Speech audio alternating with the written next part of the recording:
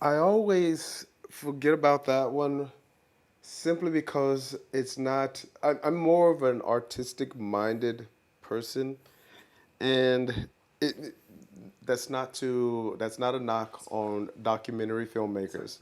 That's not a knock on documentary filmmakers at all. It's just to say that it's not something that I in my wheelhouse, I guess you would say.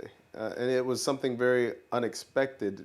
It seemed to come out of nowhere. So uh, while it's actually quite good, it wasn't something that sticks out in my mind. I'll put it like that. But for those of you who don't know what we're talking about, we're referring to the documentary The Journey. So, how did you come up with that idea? Because I didn't even know, even when we were out and about filming it, I had no idea that that's what it was going to become. Well, I had the idea in my mind when I came from Toronto because I shot at the airport with my phone. And it was at the beginning of COVID when it was kind of going away from China and it was increasing in other parts of the world, but it's just at the airport, it was a pain in the butt. You Yeah. experienced that too. Oh, You without a know that. doubt. You know how painful it was. It literally took an entire day time to get home after landing at the airport. The amount of time we sat on the plane just waiting to leave. So I started shooting with my phone over there. I had this thing in my mind that eventually I'll compile this and just put it on YouTube. But then those days we started taking the camera and going out and just shooting random Yeah, stuff yeah, cluelessly. yeah. As I said, it doesn't really stick out in my mind because I wasn't really as uh, at that point. The only thing that most people were really focused on was the virus Yeah. in and of itself, and even though it was on the well, let's call it the downside as far as uh, uh, lockdown, as far as infection rate in China, it was still something that was at the forefront. Uh, and so filmmaking at that point uh, wasn't something that was, you know, a priority. But it actually, it, it needed to be. Because it needed to be documented, and the way that you went about documenting it was actually quite good because you got people from what is it, three, four We different. got North America, Europe, Yeah, North America yeah, and Asia, and yeah, we missed out on Australia and Africa.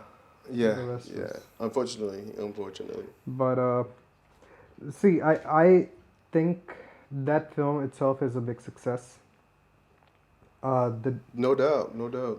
uh, for this, I will very shamelessly say the budget and what it did. The film was basically a zero budget film. Yeah, and which is another thing that goes to why I don't really. Sometimes it just it goes over my head, or it just doesn't come to mind when you think about what it was able to do, pretty much for nothing, just on pure filming, just on pure talent. See, the stuff we were filming cluelessly, all that footage went in a film. Yeah. And then, to be honest, I can't take credit for that film fully because everyone that is involved actually did more work on their end, Yeah. recording themselves, sending the footage, sending additional footage. So it's basically everyone gets the credit for that. And then the fact that I wasn't even sure it's something that festivals would be interested. But the thing is, the first festival it went to, it won Best Documentary. That was the first festival. Yeah. And the only festival where it won, but Yeah. it was a finalist at most, and then at 3 was a semi-finalist, and at 2 it was just official selection. Yeah. It had a 90% of success rate. Were you concerned at all about what you could put in the documentary? Because I mean, that's like if you don't ask that question, it's like the elephant in the room question. I was concerned about the airport shots. The airport shots, okay. Because they were stopping people from any sort of photography or videography, but Yes, without a doubt. I still went ahead. I couldn't get every shot I wanted, but whatever I got, it is in the film. That's why sometimes it's a little shaky, the colors are a bit off. Yeah. But that's how documentaries are. So yeah, it's not about like maintaining a certain color. The grading has to be in a certain way to tell the story. Yeah. And it was get the freedom. Yeah, it was important to get the shots, to get that documented, so that people can, because this is something people will be looking at and researching for decades to come. See, when I made this, and I think I've mentioned this to you before, I think I learned the most from this film. Simply because here I did not have to worry about the colors, performance, how the film is going to look. And also the fact that with this film in particular, the idea was never to make money. Simply because this is not the kind of film that you expect to make money. But this is the film people will go back 10 years later and research, or maybe 50 years later, and see how the world was. Yes, exactly. Or, we don't know how long this COVID thing is going to last. But at some point, when people will write papers or do research, there is one source, which is not just covering Asia or Europe. It's covering pretty much all the parts of the world, and how traveling was, how life was, how people made films, or... Yeah. Well, as far as that goes, I'm not going to quote myself. You're going to have to go and watch the documentary. But, yeah, I think I know where it's going. But coming back to the thing you said, that how much I can show and what not to show. I think you know where I'm getting at. Yes. There are a few parts which had to be removed. Let's just say simply for political reasons.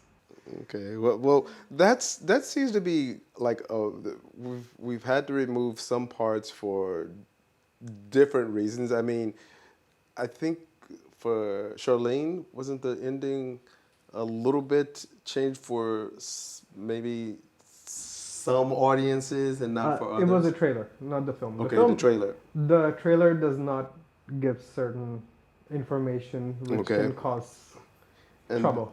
And then my favorite scene from Loners had to be removed for an honest mistake. I'm going to give a boo to rest in peace to the great Michael Jackson, but boo on you. That was my favorite scene, by the way, from that film. I'm trying to recall which scene was that. That the one that had to be removed? Oh, okay. I got it. Yes. She is very lovely, by the way, but maybe you can see it in the next one. I got it. That has more to do with the I know. legal stuff. Yes, I know. Well, when you become rich and famous, and you have all the money in the world, and you have access to the library, maybe it'll come back in. Who knows? You gotta say it with more confidence, man. You can't say, let's see. You gotta say, you will see. Yeah. I do. I will definitely say this. Maybe it will work for people or not, but for all aspiring filmmakers, I'll say, make whatever film you want to make. Definitely make one documentary. You get to learn a lot, and you don't have to follow rules. You can just say, yeah, whatever, I'll do what I want to do. Because with narrative work, there's a lot more that goes for continuity purposes and just the style. If you make those silly mistakes, you have to be careful with the camera. With documentary, so many cameras are involved. Come on, we shot the documentary with how many cameras? We had the Blackmagic 4K, the Pocket. I think 3 different variations of iPhones were there. Handycam was involved. The Canon DSLR was involved. From Romania, there was the Nikon DSLR. From Canada, there was this Nikon D810 or something was involved for those shots. A Samsung phone was used. I think all the different looks is what gives it a certain appeal as well. And then with all those, the film still has its own look, the blue look.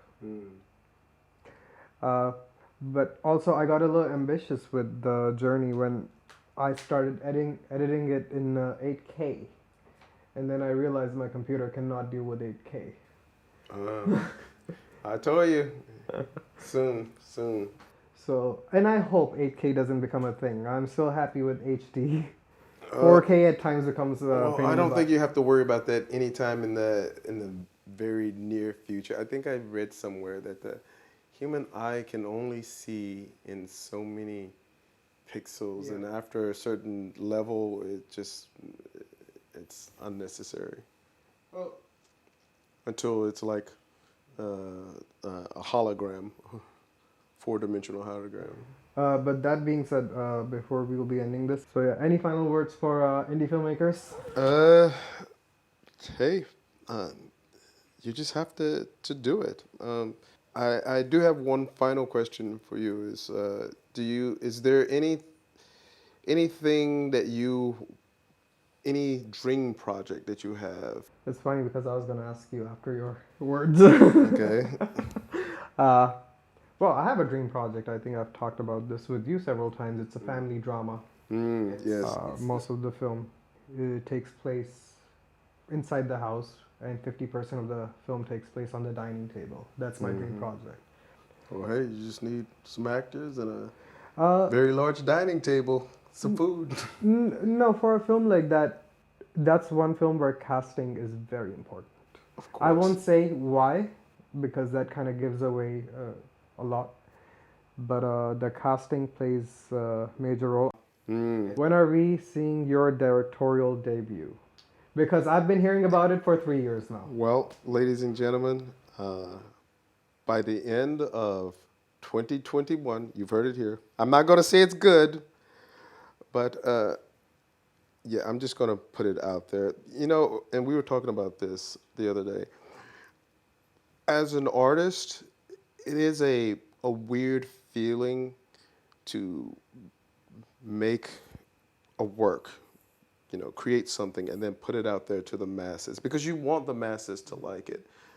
And you may think it's, you know, you go through those phases where you think you have the greatest idea ever. You think you're a genius. It's Godfather every time. Yes. And then you start reading it and it's like, maybe not so genius. And then you read it again and it's like, oh, this sucks. And then you start reading, it's like, maybe I can rescue it. And you start rewriting and you start changing. What I've come to the conclusion of is that at some point, you just have to just put it out there and it's going to be what it's going to be. So I think that's the point that I'm getting to because it's never going to be exactly, let me put it a different way. You can't write from someone else's perspective. You can only write from your perspective, and then if it connects with people, it connects with them. If it doesn't, then it doesn't.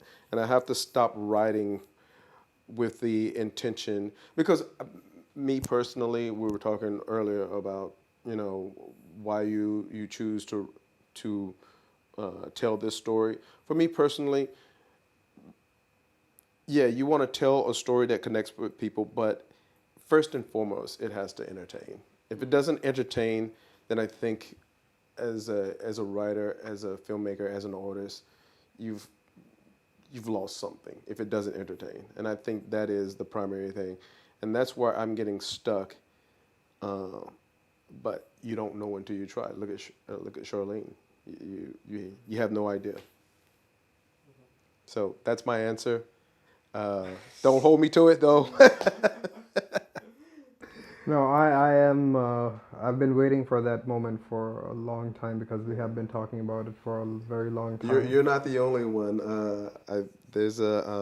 I have some people in mind, and as we were sitting here talking about Akuma, I'm thinking to myself, this is going to be another Akuma, but I'm not going to say that right now. It's going to be another Akuma, but I'm going to try not to make it another Akuma.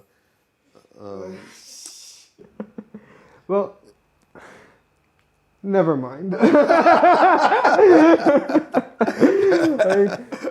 To be continued. See, one thing that I do want to mention here is that our writing style is very different. Oh yeah, Your style and my style is very, because I've read your short script when it was the short version. Well, that was just part that I pulled out, Yeah. and I was planning on filming until I got. I'm not even going to go into that part about it, but let's just say I got very, very busy. But yeah, I'm diving back into it. As a matter of fact, after this conversation we just had, I'm going to go back, and I'm going to get some dinner and look at it again. Jump right back into it. There's one thing for independent filmmakers, because the point I was getting at, that your style and my style is very different. I think the style kind of evolves, which people need to understand that the way you're writing today, 5 years later, you're not going to be writing the same way. Yeah, you would hope. And also, important thing, which we have worked around this a lot, which keep equipments as minimal as possible. No doubt. And even for sound, try to focus on sound. Focus on sound as much as possible. I was just about to say that was a struggle from the beginning, and you have to get that right. I don't care how good your film is, how good the visuals are, 4K, 8K, whatever. If the sound sucks, your film sucks. But anyways, thank you. Anyways, thank you. Thanks for joining us, ladies and gentlemen. And for all you aspiring filmmakers out there, make it do what it do.